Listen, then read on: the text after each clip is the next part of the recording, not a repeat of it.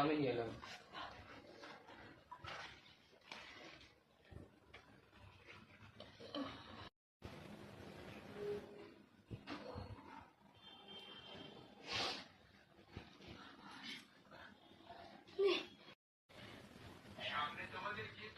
তো এইভাবে আমরা শাশুড়ি মায়ের জন্মদিন পালন করলাম, করি প্রত্যেক বছরই করি বন্ধুরা। আজকে শুধু একা নয়, একটা বছর নয়, প্রত্যেক বছরই করি।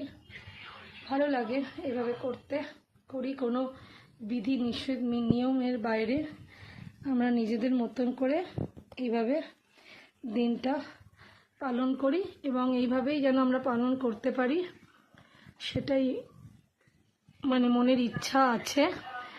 আর ওই ওপরে মা সেও দেখছে, সব থাকুক মনের মধ্যে।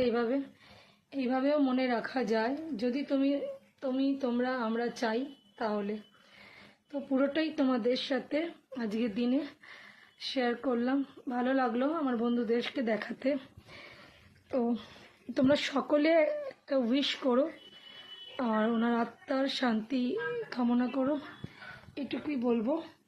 যেখানেই আছো, যেভাবেই আছো, ভালো থেকো এবং আশীর্বাদ করো যাতে আমরা স্বামী সন্তান নিয়ে শান্তিতে অন্তত সংসারটা করতে পারি, এবং কারুর সাথে যেন কোনো খারাপ ব্যবহার না করে নিজের মতন কারুর ক্ষতি না করে চলতে পারি। যে শিক্ষা তুমি দিয়েছো সেটা যেন বজায় রাখতে পারি। তো এইটুকু দিয়েই মাকে হ্যাপি বার্থডে উইশ করে মাকে খাবারগুলো দিয়ে এবার আমরা মায়ের খাওয়া হয়ে গেলে আমরা খাবো। তো কেমন লাগলো বন্ধুরা অবশ্যই নিজেদের মতামত জানিও। আর ভালো থেকো, সুস্থ থেকো, আর সব সময় বন্ধুরা বন্ধুদের পাশে থেকো, সুখে দুঃখে তোমরা সব সময় সবার পাশে থেকো, ঠিক আছে?